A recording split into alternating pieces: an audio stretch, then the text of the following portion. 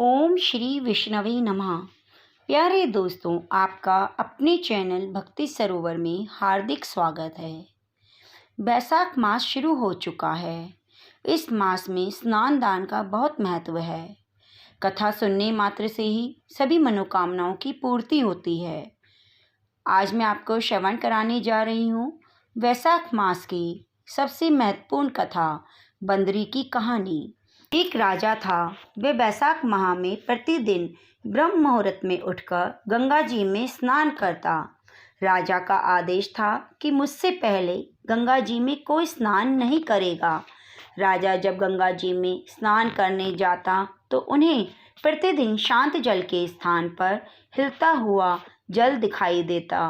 तो राजा को संदेह हुआ कि निश्चय ही मुझसे पहले कोई प्रतिदिन गंगा जी में स्नान करता है।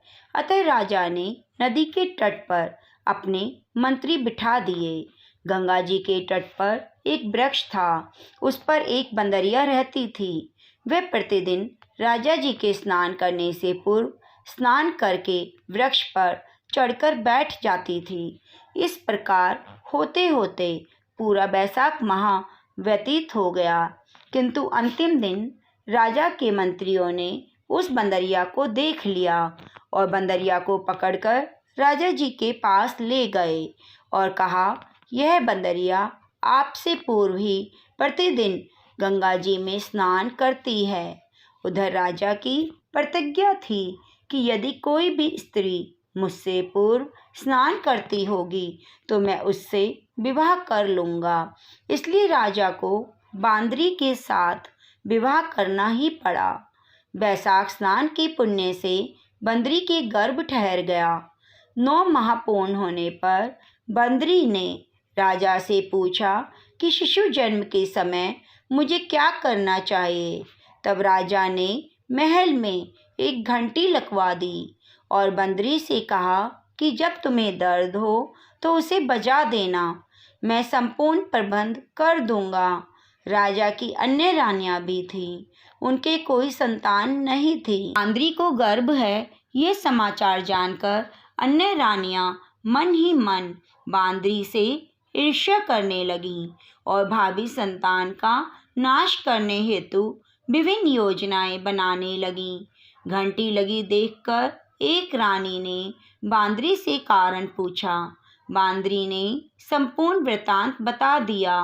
रानी ने बहकाया कि एक बार घंटी बजाकर तो देख लो कि राजा आते हैं या नहीं। बांदरी ने घंटी बजाई तो राजा दौड़े दौड़े महल में आए और घंटी बजाने का कारण पूछा।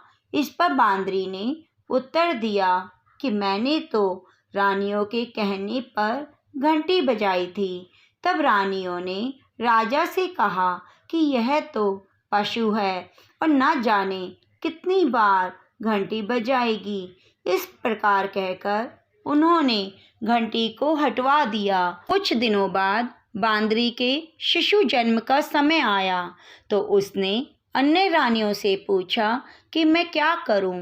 तब रानियों ने कहा, तुम आँखों पर पट्टी बांधकर सो जाओ। बांदरी के बैसाख माह के पुण्य से एक सुंदर पुत्र उत्पन्न हुआ। शिशु के जन्म होते ही उसके रोने से पूर्व ही रानियों ने उसे एक टोकरी में रखकर दासी को दे दिया और आदेश दिया कि इसे नदी में बहाकर आओ और उस शिशु के स्थान पर एक पत्थर रख दिया और राजा को भी कहलवा दिया कि बांदरी ने एक पत्थर को जन्म दिया है। राजा ने सुना तो उन्होंने भी संतोष कर लिया कि जब दूसरी रानियों के कोई संतान नहीं है तो यह तो बांदरी है, इसके क्या होगी। उधर दासी ने उस सुंदर शिशु को नदी में ना बहाकर कुम्हार के खंडर में रख दिया। दूसरे दिन कुम्हार कुम्हारिन खंडर में आए तो वहाँ एक शिशु रोते हुए देखा। कुम्हार कुम्हारिन भी निसंतान थे। उन्होंने उस शिशु को अपने लिए भेजी गई भगवान की भेंट माना और बड़े प्रेम से शिशु का पालन पोषण करने लगे। कुछ बड़ा होने पर बालक को ज्ञात हुआ कि वह रानी बांदरी का पुत्र है, जिसको रानियों ने मरवाना चाहा था।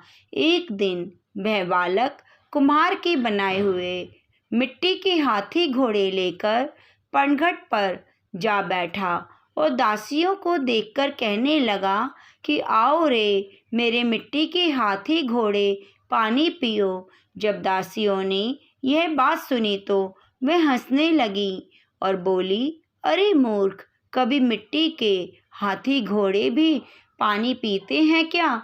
इस पर उस बालक ने कहा कि कभी बांदरी के भी पत्थर जन्म लेता है। उस बालक की यह बात दासियों ने जाकर महल में कही। तब रानियों ने दूसरे दिन विष मिलाकर लड्डू भेज दिया। ईश्वर की कृपा से लड्डू गोंद और बादाम के हो गए। उस लड्डू को खाने से उस लड़के की मृत्यु नहीं हुई। यह समाचार दासी ने रानी को कहा। रानी ने राजा से कहकर कुम्हार को देश निकाला दिलवा दिया। कुम्हार वन में रहने लगा। उसके बाद अगले वर्ष चित्र माह में माता गणगौर के पूजन का दिन आया। वे बांदरी का पुत्र 108 करवे और 108 गोली लेकर और घड़े में पानी भरकर बगीचे के बाहर बैठ गया। उधर राजा की और साहूकार की पुत्रियां गणगौर बनाने के लिए मिट्टी लेने आईं और बगीचे में खेलने और झूलने लगी। इस कारण कुछ समय बाद उन्हें प्यास लगी। तब उन्होंने उस बांदरी के पुत्र से जल पिलाने के लिए कहा तो उस बालक ने उत्तर दिया, मेरे पास एक गोली है, उसे खाते जाओ, मेरी चारों ओर फेरी लगाते जाओ, तब मैं तुम्हें जल पिलाऊंगा। इस पर पहले तो कन्याओं ने मना किया, किंतु प्यास तेज लगने के कारण मान गई। इस प्रकार गोली खाने और उस युवक के साथ फेरे लेने से वह गर्भवती हो गई। बाद में जब उनके माता पिता को यह ज्ञात हुआ तो वह सभी कुम्हार के पास आए और सारी कहानी कह सुनाई कि तुम्हारे पुत्र ने हमारी कन्याओं से विवाह किया है, अब तुम्हें इन्हें अपने पास रखना है। तब कुम्हार ने निर्धन होने के कारण अपनी असमर्थता व्यक्त की कि 2 कन्याओं के माता पिता ने बहुत सारा धन देकर अपनी कन्याओं को कुम्हार के घर विदा किया और कुम्हार के घर 108 बहुएं आ गई। कालांतर में उनके 108 पोते हो गए। कुम्हार ने समस्त नगरी को भोजन हेतु निमंत्रण दिया, राजा को बुलवाया। राजा के यहाँ से रानी बांदरी के सिवा सब भोजन करने पधारे। तब राजकुमार राजा की आज्ञा लेकर बांदरी को लेने रथ पालकी लेकर गया और लाकर सभा में उसे सबसे ऊंचे स्थान पर बिठाया। राजकुमार ने अपने सभी पत्नियों को समझा दिया था कि बांदरी मुझे जन्म देने वाली माता है। एक एक बहू रानी बांदरी के चरण स्पर्श करती गई, एक एक सोने का सिक्का और पोते को गोद में देती गई। तब राजा और रानियों ने यह सब देखा तो कुम्हार के पुत्र से इसका कारण पूछा। रानियों को तो संदेह होने लगा कि यह अवश्य ही बांदरी का पुत्र है, इसलिए रानी और रूठकर राजा को कहने लगी कि कुम्हार के पुत्र ने हमारा अपमान किया है और बांदरी का सम्मान, अतः हम लौटकर जा रही हैं। इधर राजा को पुत्र के जन्म का संपूर्ण रहस्य ज्ञात हो गया, इसलिए उन्होंने रानियों को देश निकाला दे दिया और अपनी सभी पुत्र वधुओं और पोत्रों को लेकर महल में आ गए। राजकुमार का राज तिलक हुआ। कुम्हार कुम्हारिन को राजकुमार ने महल में रहने के लिए निवेदन किया, किंतु वह नहीं माने। तब राजा ने उन्हें ढेर सारा धन दिया। बैसाख स्नान का इतना महत्व है तो सबको बैसाख स्नान जरूर करना चाहिए।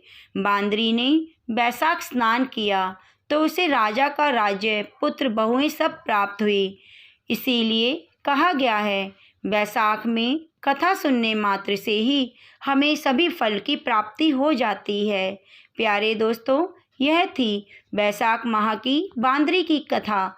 आशा करती हूँ आपको कथा पसंद आई होगी। आप मेरे चैनल को सब्सक्राइब कीजिए, वीडियो को लाइक कीजिए और कमेंट बॉक्स में जय श्री राधे ज़रूर लिखिए।